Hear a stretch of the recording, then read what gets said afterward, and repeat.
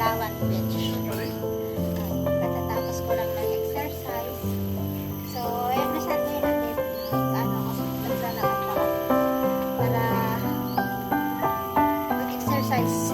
Magbawas ng taba.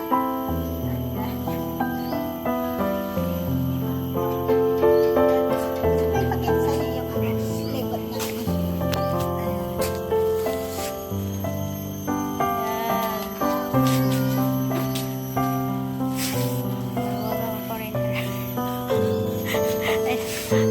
Yan ang beach.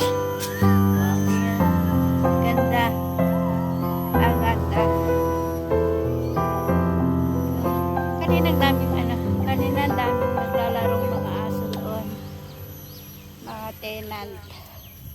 So, yan. Yan. Tapos doon yung papasok sa aming kondo. Ay, sa aming village. Kondo. Kondo. O, diba? Syunga lang.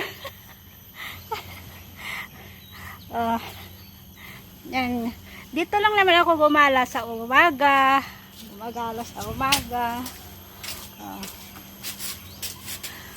Actually, ngayon lang ako napadpad dito. Ngayon ako napadpad dito kasi mainit na doon sa pinag-i-exercisean ko eh. Yung napuyat, tawas late na gising. At dito. Ganun pala yun. But I love this. Bye!